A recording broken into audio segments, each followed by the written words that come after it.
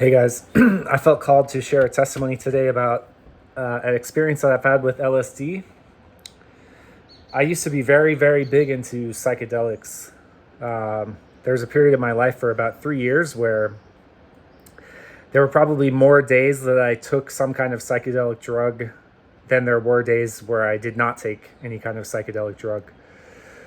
And the first psychedelic drug I ever took was LSD.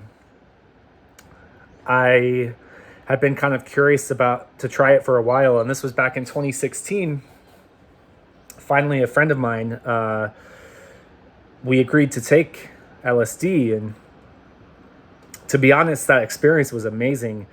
And I think that's one of the traps or the slippery slopes with psychedelic substances is that, of course, not.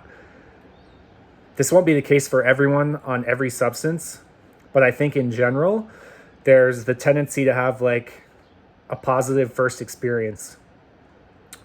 And that makes sense to me because as I'm about to explain in this video, I want to talk about how demonic possession can happen through psychedelic use.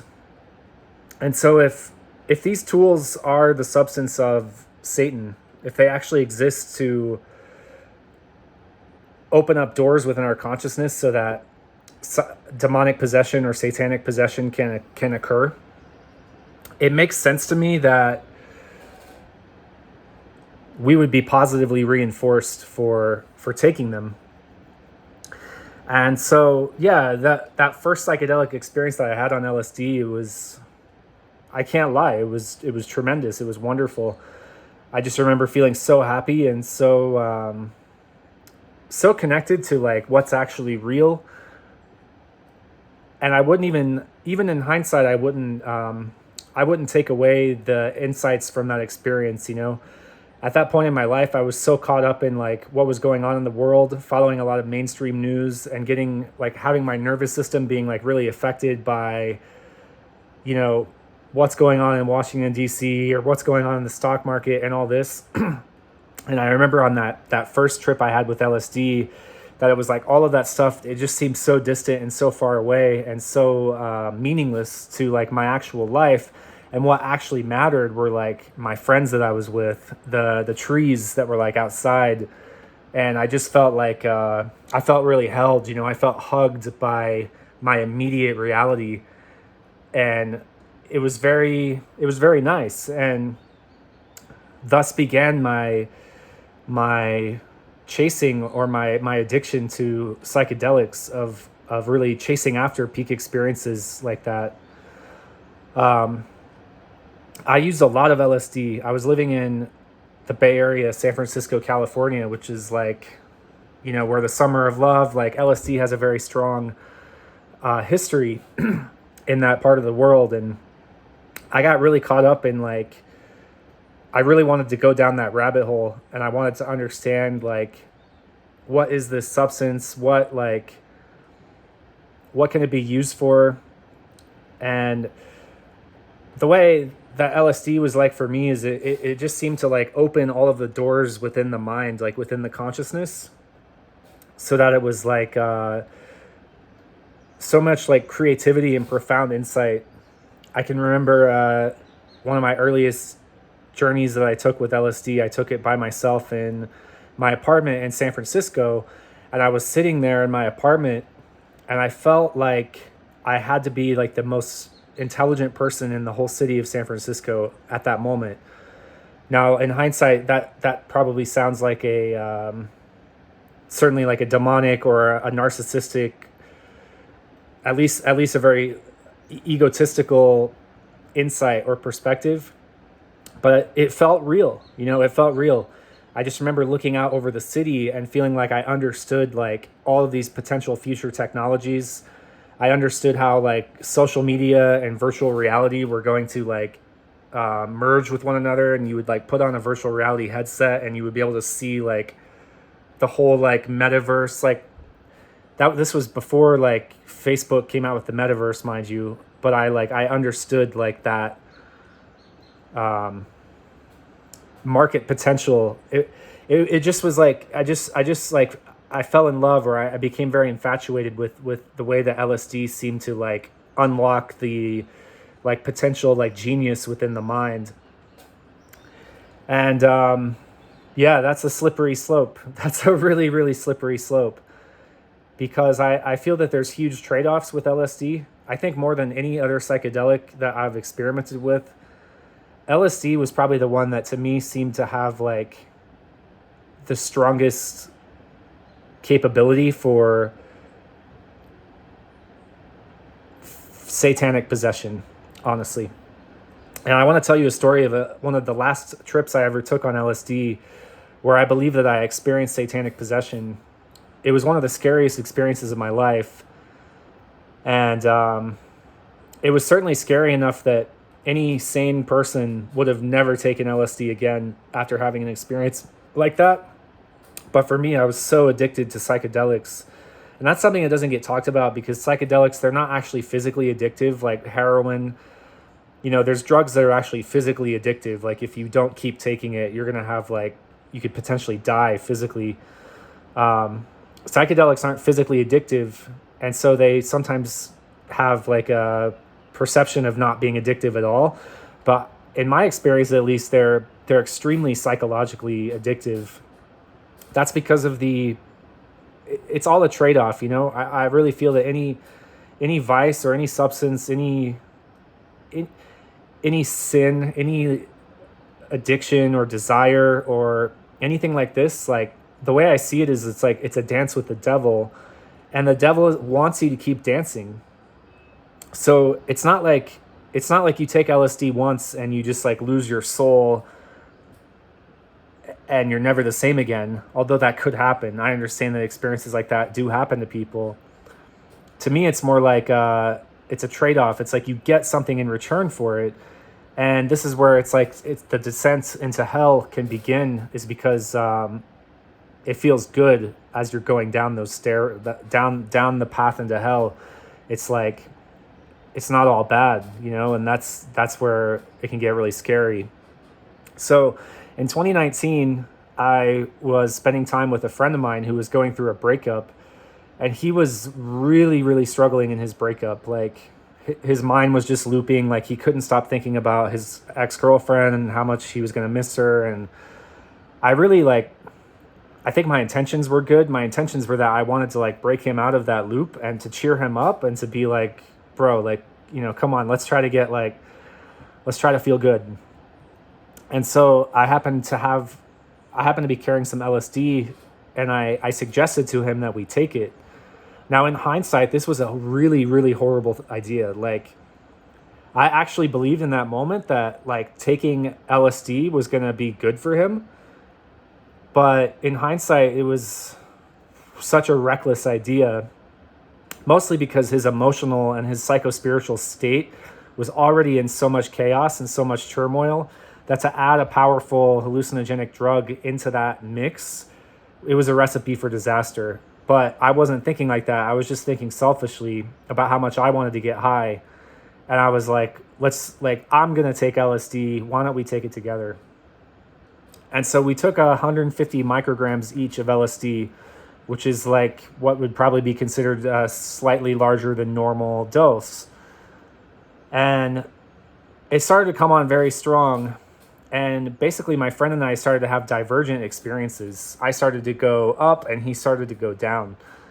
And it really just like amplified like where we already were before we took the medicine. Like I was already in more of a positive state. He was already in more of a negative state. And then the LSD just exasperated that. So I stayed in his apartment with him for probably about 2 hours while the drug was kicking in. And it was really hard for me because his process of being in despair over his breakup, it just kept intensifying and getting even stronger. And I felt like I could not get him to like snap out of it. And I had that like selfish intention of like, I want him to snap out of this so that he and I can like have fun or do something interesting. But his consciousness, his mind was just looping. Like we would have like a minute or two of silence, And then he would just like point to something on the floor and be like, she gave that to me, you know? Like he would point to an object that his ex-girlfriend had given him, and it would just send him like even further into his despair as he thought about like how much he missed her. And I was just like, oh my gosh, like at some point I hit like a breaking point where I was just like, I've got to get out of here. Like, and so I did. I left, but as I left, I felt really worried about him. And in hindsight, this was just like, this was the foundation of the really bad trip that I was about to have, is that I walked out on my friend who was having a hard time. I just left him. I abandoned him basically because I was so selfishly desiring to have fun and to have a good time and to not like go into the pit of like anguish that he was in. And so I was just like, at some point I was just like, I gotta go. Like I'm gonna go try to salvage my trip. I'm gonna go try to salvage my day and go do something else. And so I was living in California when this happened, and I started to drive from where I was at into San Francisco. I was going to go to a party. And at the time, I was driving a Tesla, and I got on the highway in this Tesla, and I put the self-driving feature on, and I started playing on my phone. So this is how like reckless like I was living. Like I was driving high on LSD with my car on autopilot, self-driving mode down the highway, and I wasn't even looking at the road. I was text messaging people on my phone. And while I was doing this, I heard like a loud noise behind me, and I just like, you know, I didn't know what it was, and I just kind of dismissed it, and I went back and I kept texting. And then I heard it again, like really loud. It was like, "Mah!" And I looked in my mirror and I realized that the vehicle behind me, it was a cop. The cop was pulling me over. So immediately, like my heart starts racing. I'm just like, whoa, crap, like this is not good. So I pull over and the cop comes up to my passenger side window. And keep in mind, like my pupils are probably like super dilated. Like I'm peaking on LSD. And he looks in my window and he says, I heard that these cars are capable of driving themselves now. Is that true? And I was just like, yes, officer. And he was like, interesting. He said, well, you know, just because the car will drive itself does not mean that you're allowed to not look at the road. And at this point, I just start to feel like my heart is racing, and I'm just like, holy crap, like, holy crap. Like I've got to be like the biggest idiot like on the planet right now. I still feel shame and embarrassment, like as I'm telling you this story right now. So by the grace of God, literally, he lets me off with a warning. Like I could have easily, like that could have gone so much worse. But he let me off with a warning and told me, put away your phone. Like you're not allowed to be on your phone in your self-driving car, right? So when I drive away, because one of the functions of LSD is that it just like, it can seemingly open up one's awareness to like anything and everything, basically. And I start driving away, and I feel like the biggest jerk. Like I feel like I can't even describe it. It was just like here I am, I'm tripping on drugs. I just abandoned my friend. I'm driving my self-driving car down the road like some spoiled rich dude. I'm not even looking at the road. And I just had to have a cop like pull me over and basically tell me that I'm like a danger to public because I'm not even paying attention to the road in my self-driving car. And suddenly I just had this like clear awareness of basically just what it's a strong judgment against myself, but it was like, I was just like, wow, like I am such a douchebag. That's what I felt like in that moment. I was like, I am like the biggest douchebag. Like I've just let my life become controlled by selfish desires, psychedelics, expensive technology. Like I'm not even a good friend. I just abandoned my friend while he's going through a breakup. I left him high on drugs just so I could go seek and chase my own pleasure. And this was when I really started to go into a downward spiral, into a bad trip. So keep in mind, I was still driving on the road at this time. And these feelings within me just started to intensify, of feeling just an absolutely crushing, like tremendous amount of shame, of just feeling like, wow, like, is there anything good about me as a person? Like, or am I just like a complete, like, selfish idiot, basically? And so these really, really strong negative feelings started to intensify within me. And I started to experience it as demonic possession when the idea came into my mind of like, what if I'm Satan? I thought about that. Like, I was so possessed by the idea that there was nothing good about me, that I had the idea of like, maybe I'm Satan in the flesh. And I looked in the mirror, like the rear view mirror, and I looked at my own image while I was in this experience. And I looked in the mirror, and what was looking back at me was like, I saw myself, but I just thought like, I'm Satan. And this was really scary, like really, really, really scary, because at the moment, like, it felt like there was a battle for my soul that was going on. Like, keep in mind, I'm still in the car, I'm still driving down the road, but I'm having this internal crisis, or this internal panic, where I'm not sure if I'm ever going to be the same again after this experience. Like, I was really wondering if like I was about to lose my soul for good. And I was feeling like I was losing my connection to identifying with my human self. My name is Corey, but in this moment, it was like Corey wasn't even there anymore. It was just Satan was there. And I was feeling like so scared. I was having to say these affirmations out loud of like what my name is, what my parents' names are, where I grew up, where I come from, and trying to say all of these like self-soothing things to remind myself of who I am.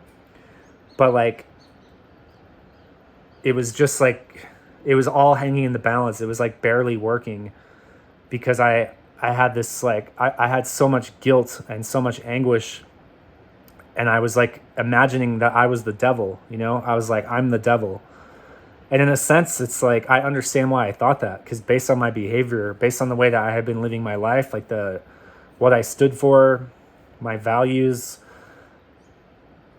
at that moment in time, it was like, gosh, like practically I was the devil, like I wasn't living for anything. I didn't have God in my life. I didn't stand for anything as a man or as a human, other than just my own like self-gratification. So where this story got the most freaky to me, where at this particular moment in time, I became convinced that demonic possession is real, because I was experiencing it firsthand. So I was listening, there was some music playing in my car. I think I was listening to like Jay-Z, or like, yeah, if I remember right, it was like Jay-Z or Kanye West or something like that. But the frequency of that music was like making my headspace like even worse, because it felt like the lyrics, or just the overall energy of the music felt demonic, and it was like making everything like much harder to deal with. And so I reached onto the steering wheel of my car to turn the music down. There's like one of those little knobs and you just scroll down on the knob to lower the volume. And so I reach and I scrolled down to lower the volume, and the volume started going up, and it went all the way to like maximum volume, to where it was super loud, even though I was scrolling down. Now that's the kind of thing where, because I was on drugs, right? Because I was on psychedelics, I could see that, like, I could dismiss that experience and be like, oh, like the music must have went up because I was actually turning it up. And I was having a panic attack, and I didn't know what I was doing. And maybe I wanted to turn it down, but I accidentally turned it up instead. But I'm telling you, like, I know what happened. Like, I know for a fact that I was turning it down. And it just started going louder and louder and louder and louder. And this was the moment where I was like, I'm in big trouble. Like, I'm in big trouble. Like, I was panicking. I was like, okay, whoa, like, whatever's actually going on here now is really freaking me out. Somehow I got the music like to go off. I think I had to like find some other mechanism to just turn it off completely. But this is where I actually just started to pray out loud. I was just like, dear God, like, I'm really sorry. I'm really sorry for all of the stupid things I've done in my life. I'm sorry for my sins and my mistakes. I know that I've been a bad person. I know that I've done wrong. I don't want to die today. Please, I don't want to lose my soul. Please just let me get to where I'm going safely in one piece. And like, I promise I'll slow down. I promise like I won't ever let something like this happen again. I promise I will learn from this experience. And so that actually seemed to really help, because even though I didn't really have Christ in my life at the time, my prayer in that moment, it was like coming from a really sincere place. And I felt like the intensity of the dark trip or the demonic trip started to subside. And so I got to where I was going. Keep in mind, San Francisco is like, talk about a city with a lot of energy, right?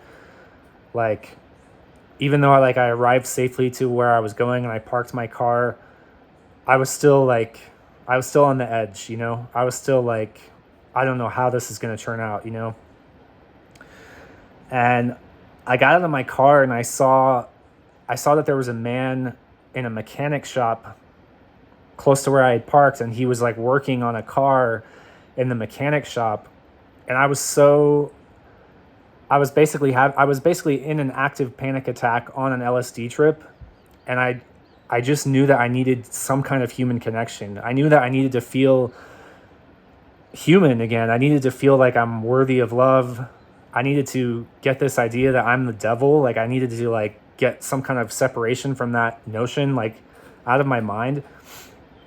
And so I just walked over to this man who was working on this car, and I just started talking to him, just making small talk. And thankfully, by the grace of God, he was really friendly. That encounter itself wasn't like especially profound or anything.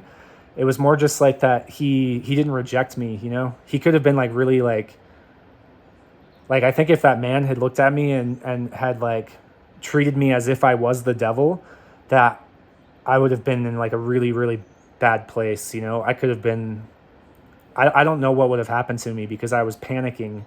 I just needed somebody to love me in that moment so that I could try to remember how to love myself. And he was nice enough to make small talk with me. And I was just trying to get the focus off of what was going on inside of me. So I was just asking him questions about the car that he was fixing. And he was nice enough to talk with me for probably 15 or 20 minutes.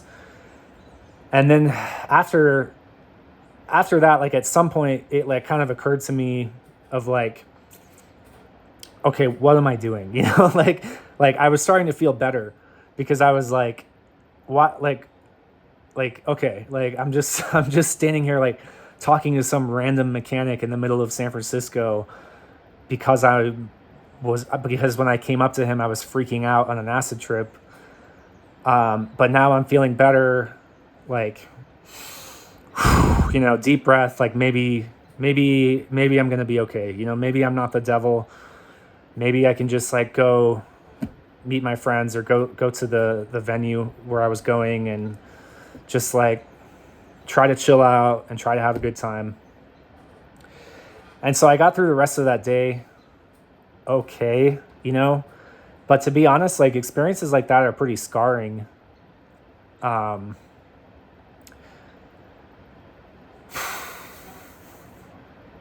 be honest, like I would for sure say that I regret, like I definitely regret using psychedelics as much as I did, because I can't actually claim to know like what kind of consequences they've left on my psyche.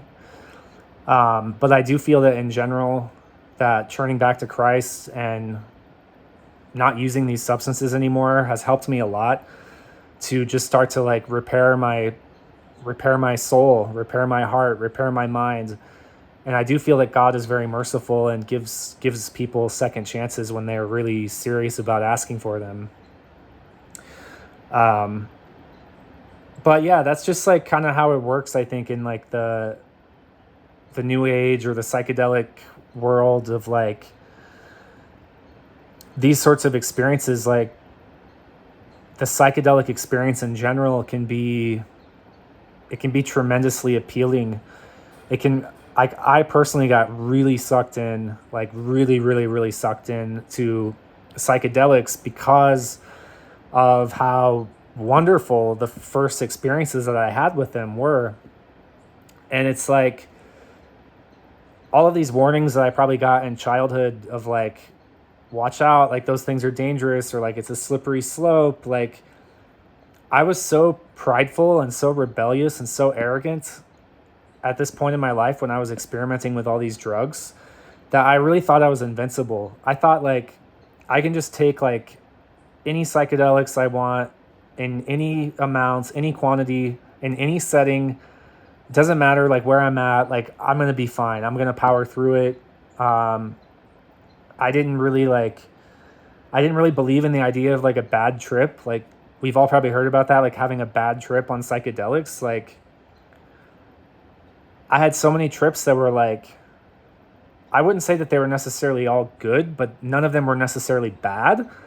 So I kind of like started to believe that like a bad, like there's no such thing as even a bad trip, or, you know, there's something special about me. That's my pride, my arrogance, right? My spiritual ego of like, oh, you know, maybe like other people have bad trips. Yeah, but like not me. And that one particular LSD journey, like it really, really woke me up to just how absolutely like horrifying a psychedelic journey can potentially be with the right combination of events. And on that day, I set myself up perfectly for an experience that really forced me to face my own shadow. It was like I had to face all of the ways in which I was living like a jerk, all of the ways in which I was like basically just a menace to society. It's not that I was like committing crimes or like I wasn't, you know, violent or anything like that, but it was just like the way that I was choosing to live my life. It was just like what is the point of my life? Like what am I'm not contributing anything to anyone. I'm forcing the police, you know, the taxpayer funded police are having to pull me over to tell me to look at the road while I'm driving. Like that's really how much Satan had gotten a hold of me in my life, where it was just like there was barely anything good about me, I feel. And I'm just grateful that Jesus has redeemed me in this life and that I've gotten a second chance to be a better person. You know, full disclosure, because I was so like enamored with and obsessed with psychedelics, like I didn't even stop taking LSD after that experience. I definitely took a break from it for a while, but I still used it. So that was in 2019. I kept using it for like up to a year, about a year. I think the last time that I've taken LSD was probably like April of 2020, like very early in the pandemic. So that was like a whole year after this story that I just told you. Like I still used it sometimes. I never took it like in as high of a quantity as I did on that day. I definitely started taking like smaller quantities of it because I was like, I had grown to become kind of afraid of it at that point, but I was still so like in my mind, like because I didn't have God in my life and I didn't have the Holy Spirit and like an ability to feel just like, it's like I couldn't feel good on my own. And so I had to take some kind of external substance to try to feel good. And that was the pattern that I was caught up in for a long time. And I can honestly say that like, it's been like 3 years now since I've taken LSD. And I can like honestly say like quitting it, like getting that particular substance out of my life is like for sure one of the better things that I've ever done for myself. based on my own experiences, like I would be more critical of that drug than I would some of the other ones. Not to say that like, oh, like these other ones are okay. That's not what I'm saying. I think basically I think they should all be avoided. But for me, like LSD in particular was like, it just seemed to have like an especially, like the potential to turn especially bad. And I've seen it like, I watched it really like mess with my own life, and I've seen it like really mess with like other people's lives too. It's almost like, I don't even really know how to explain it, but someone once said to me that it like fractalizes our consciousness. It's like it like explodes our mind, and it like sends our consciousness out into like a million tiny little particles like everywhere. And it can be kind of like, wow, like tremendously interesting and exciting like while that's happening. But then to get all of those pieces of ourselves like put back together in the aftermath, it's not always like so straightforward. And I think that's really why I'm glad that I stopped taking LSD. The funny thing is there was no ceremony around it for me. Like the last time I used it, I didn't know that that would be the last time I would use it. It just kind of happened where it just stopped being in my life. And I'm so glad. Like, I'm so glad. Yeah, that's something that I'll never do again. You know, I don't see any, like, there's no good can possibly come from taking that. It's just like, it literally is just like like going on a date with the devil. You know, it's like, it's just inviting trouble into one's life. I really believe that. I don't see anything good about that substance. Even if like theoretically there could be some things that are potentially theoretically good about it, I think like in absolute terms, it would be better if it had never been discovered or never been invented. And I really believe that. And there was a time only a few years ago where I would have never imagined saying that. Like I thought it was like listen to the Beatles music, okay? Listen to like the first couple albums of the Beatles, and then listen to their later music. And like that, the way that band transformed, like their last couple albums are like so much different than their first couple albums. And that's LSD, honestly. Like I know it is because I've experienced it firsthand. It like, yes, it can make one like more creative or more like,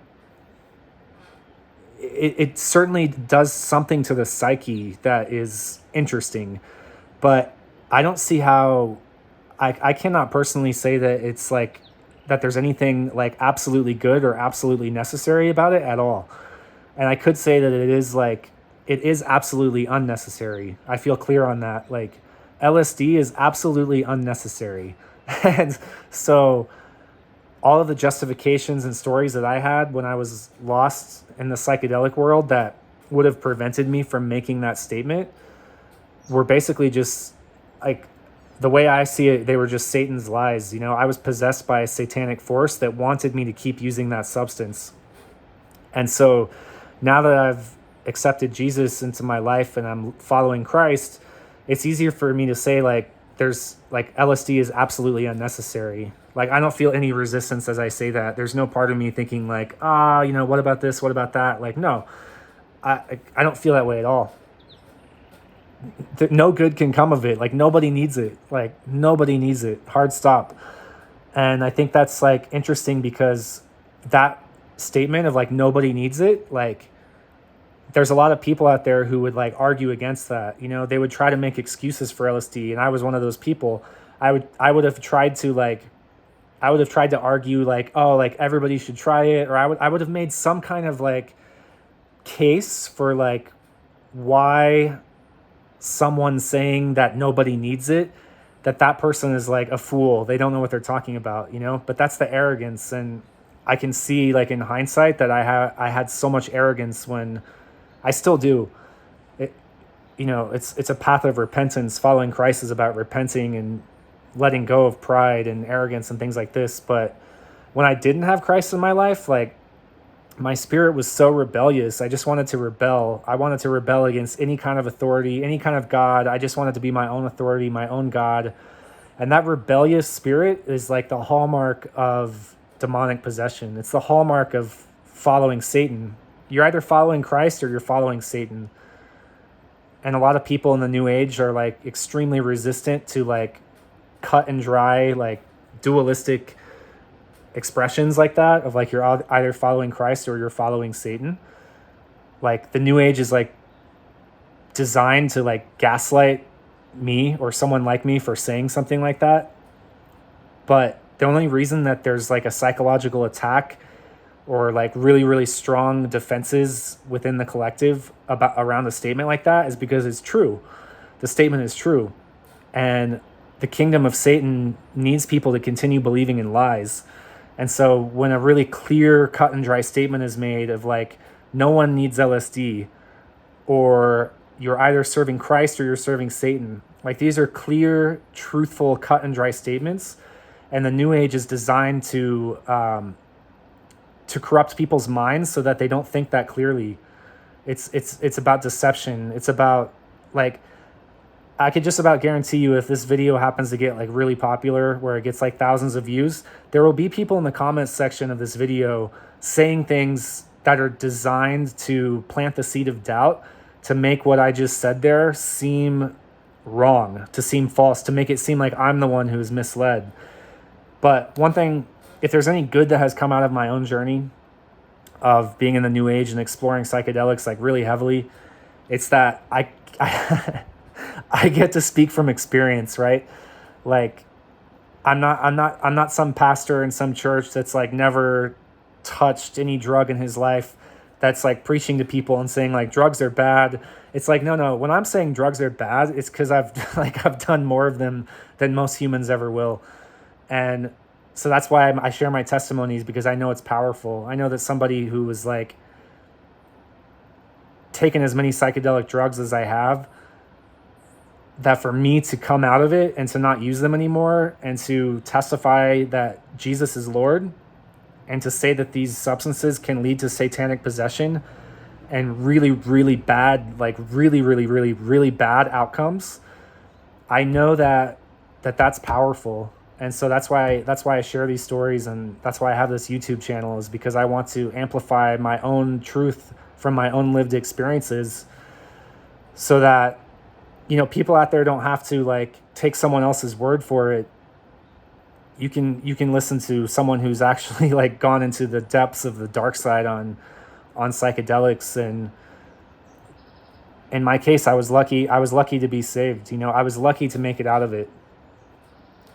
Last thing I'll share is like, I can remember just before the pandemic on LSD, I was with some friends and I had taken like a microdose, like not very much LSD, but I just remember having this like really scary feeling of like me and some of my friends, like we were talking about like what we were going to be doing the rest of the year. This is just before the shutdown and all of that stuff. And I remember like talking about what I thought I was going to be doing for the remainder of 2020. And I just remember feeling in my body of just this feeling of just like, there's no way I'm going to be able to make it. Like, I'm not going to be able to, like, my body is starting to rebel against me. My mind is rebelled against God, and my body is starting to rebel against my mind, where it's like my mind doesn't know how to stop. My mind doesn't know how to stop eating drugs 3, 4, 5 days a week. But I could feel it. I could feel it in my bones of like, something has to change, because like, I don't know how I'm going to keep this life up. So that was like, I was one of those people that, for me, the pandemic was like a positive thing, because it forced me to stop the way that I was living and like start to clean up my act and start to question like, what am I really doing? Who am I? What is my life about? And so these are deep questions that I'll continue to explore on this channel with you all. And I'll probably continue to make more videos talking about different psychedelic substances like psilocybin mushrooms, which I've like, yeah, very few people in the world have eaten more psilocybin mushrooms than I have. Like, so at some point I'm going to have to tell my story about mushrooms and like, yeah, give them their due time in the spotlight on this channel. But I'll leave it there for now, and just I hope you got something out of this. If you've watched this all the way till the end, I would love it if you left a comment or if you clicked like. It is like, it's a little vulnerable for me to make this video and put it out there, because I can recognize that judgment that I had against myself that day of feeling like I was like the biggest douchebag in the world. It's like, I know that I'm in a process of repentance, of like moving away from living like that. And so it's not even like that I would say like, oh, back then I was like the biggest douchebag in the world, but today I'm like a saint, I'm helping the poor, and I'm like, a biblical scholar. It's like, no, that's not true. Like I'm still healing. I'm still recovering from the ways that I was living when Satan was possessing me. So for me to share this experience, it's in a way I feel a little bit like naked or a little bit vulnerable, because I'm just having to come clean about how I did achieve a certain kind of self-awareness when I was a psychedelic user following all of these new age practices. I attained a self-awareness that I was just like a good for nobody jerk, and that's hard. It's hard, even though I'm like a few years removed from that and I've been saved and I have Jesus in my life now. It's still like, it's not that easy of a thing to admit. I guess that's all I'm trying to say. So, yeah, if you could show me a little love, a little support, it would mean a lot. And if you want to share this video with someone, please do. Like I'm putting it out there for a reason, which is to hopefully help other people kind of like come into the truth. That's really what it's all about. We don't have to live in the lies of Satan's kingdom. And Satan's kingdom is full of so many delights and distractions and psychedelic drugs and parties and people, and like there's this whole universe of things that we can explore. And I can speak from experience when I say that none of it leads to anything even slightly as fulfilling as a direct relationship with Jesus Christ. It's like, so don't play around in Satan's kingdom, like if you have been, just repent, like get yourself clean with God, start reading the Bible, ask for forgiveness. This is a much more nourishing path. There's wholesomeness available with following Christ, and with living for Satan or the material world or Satan's kingdom, there's never any real satisfaction that comes out of it. Just maybe a handful of peak experiences and getting to feel good for like a couple hours here or there. But a lot of it is just treacherous and horrible. And I'm just so glad to be out of it. So thank you so much for listening, and may God bless you. May God bless your life. Thanks so much.